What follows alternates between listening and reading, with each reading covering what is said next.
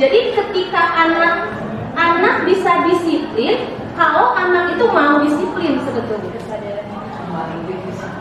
Sama seperti kita, jadi apa yang diri kita lah yang memiliki kontrol atas tubuh kita. Kita mau pergi, misalkan kita mau pergi MGMP, ya kita yang mengontrol, bukan karena ada roti, iya kan? Nggak salah, tapi karena saya ingin datang. Nah, roti itu reward misalnya. Nah, jadi sebetulnya hukuman dan reward itu menangani permasalahan anak saat ini. Jadi kalau guru PPKN kan rata-rata itu adalah polisinya sekolah. Bagaimana guru PPKN itu harus menegakkan aturan.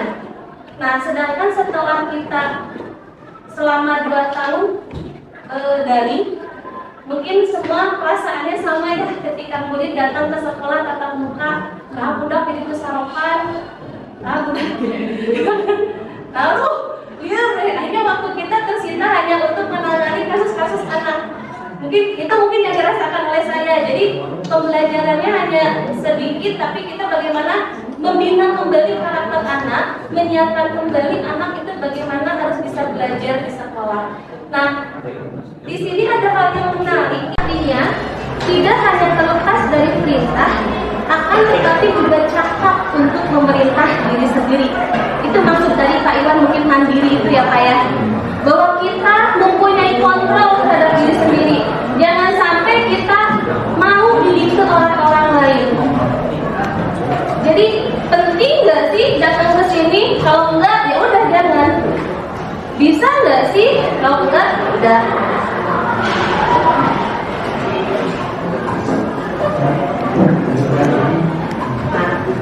Ada, ini mungkin salah satu cara ya. Jadi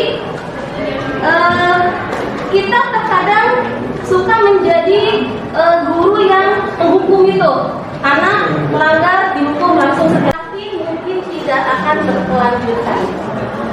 Kembali bahwa ketika ada rasa kecewa, maka mereka akan lari dari kita.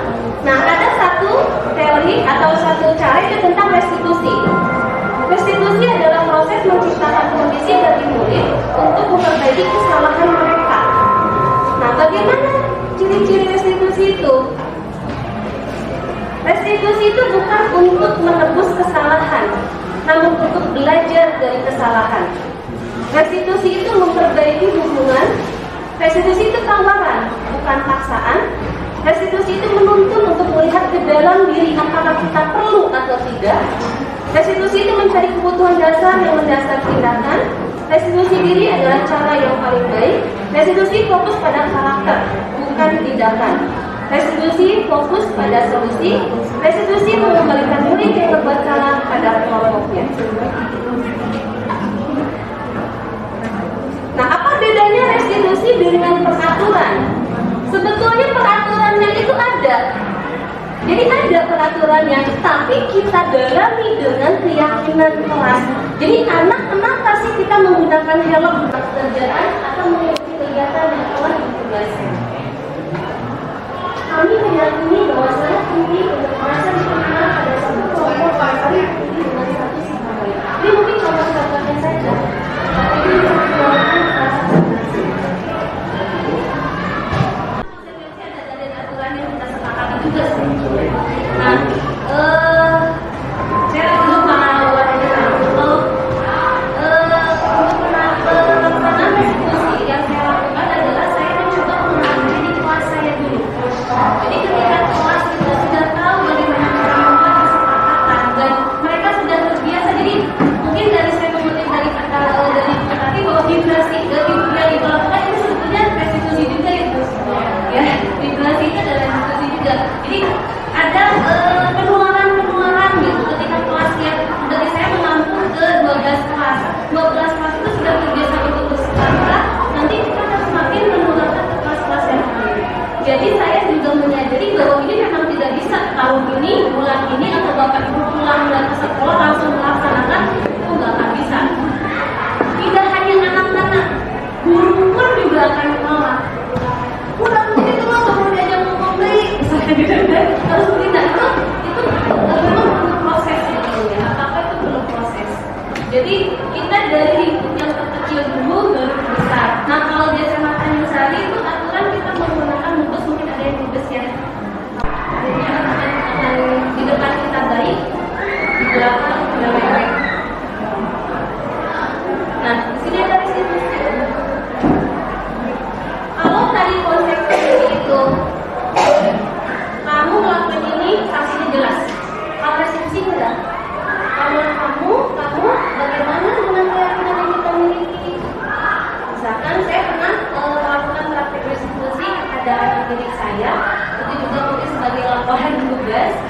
kebetulan saya langsung melakukannya. Jadi saya tanya bagaimana keyakinan kelas kita. Ya Bu, bahwa saya di kelas itu harus menghargai ibu, menghargai guru dan teman-teman yang lain. Kalau dengan saya terlambat, nanti saya mengganggu pada saat jam pelajaran. Terus baiknya dari mana? Ditanya kenapa? Jadi jangan sampai anak terlambat itu kita langsung beri hukuman. Karena takutnya begini, ada kasus mungkin di kami ya, di saya, anak di sekolah itu di kelas tidur terus, kemudian jadi ada anak kelas tidur terus, kesel gitu gurunya. Tapi setelah digali ternyata anak itu malamnya membantu orang tuanya merah sapi. Jadi mesti bangun pagi-pagi hanya untuk susu sapi. Nah akhirnya paginya sampai siang jadi ngantuk. Nah itu kan kita nggak bisa ngasih. Terima kasih Bapak Ibu atas kehadirannya. Saat ini saya hanya ingin berbagi pengalaman saja ya, bukan untuk mengajarkan atau memberitahu, tapi hanya berbagi bahwa apa yang sudah saya dapatkan dalam ilmu ketika mengikuti Diklat Guru Penggerak. Nah, pada modul 1.4 ini saya belajar tentang budaya positif. Jadi bagaimana bahwa cara kita untuk mensosialisasikan atau mulai lagi mengenalkan tentang budaya positif yang akan kita tegakkan di sekolah kita. Ya seperti kita ketahui bahwa saat ini ketika pandemi sudah berakhir, ada tantangan besar yang kita hadapi di sekolah, terutama adalah tentang penegakan kedisiplinan. Bagaimana kita membentuk karakter siswa itu menjadi hal yang menantang untuk kita semua. Nah kebetulan di modul 1.4 ini saya belajar tentang budaya positif, bagaimana ketika kita mengenalkan budaya positif ini, yaitu dengan cara restitusi. Kalau mungkin kalau kita yang sering kita kenal itu adalah tentang hukuman dan konsekuensi yang ketika kita akan menegakkan kedisiplinan siswa. Nah, di sini ada cara lain yaitu tentang restitusi. Nah, apa bedanya hukuman dengan konsekuensi ini? Jadi kalau hukuman itu biasanya kita lakukan dengan seketika. Jadi, nah kalau konsekuensi itu sebelumnya ada kesepakatan terlebih dahulu. Nah, kenapa ini menjadi kita menegakkan aturan dengan hukuman dan konsekuensi selalu ada penolakan. Apalagi anak-anak sekarang, jadi anak SMA jelas bahwa anak SMA itu sudah mulai kritis, sudah mulai nggak nerimo, nggak hanya nurut iya.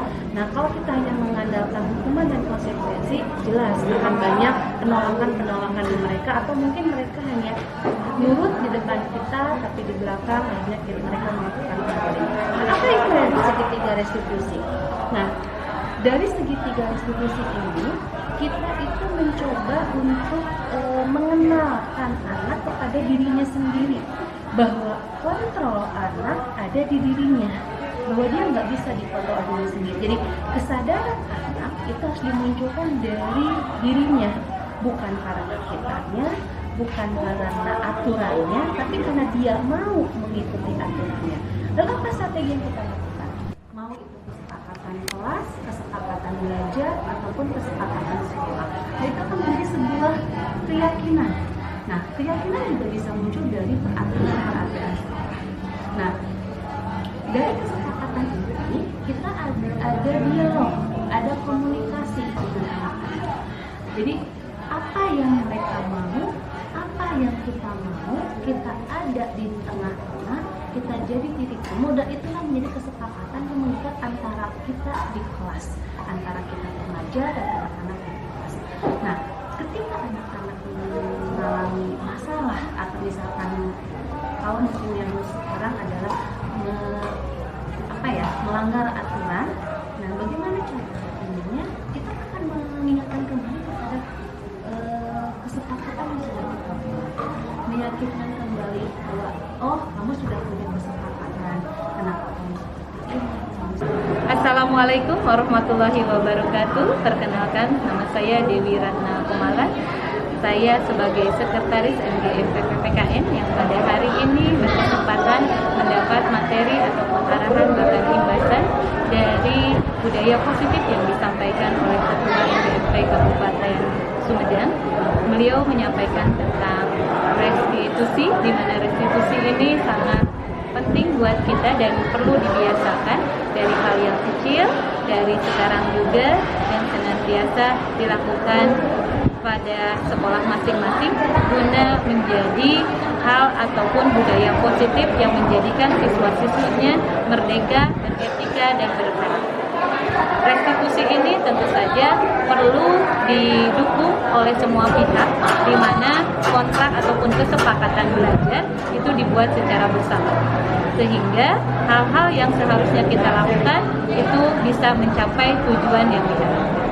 Sekian, semoga bermanfaat dan senantiasa restitusi ini menjadi hal yang sangat penting, daya dan upaya kita untuk melakukan hal-hal positif dan menjadi budaya positif dari lingkungan kita. Sekian, wabillahi taufiq wal hidayah. Wassalamualaikum warahmatullahi wabarakatuh.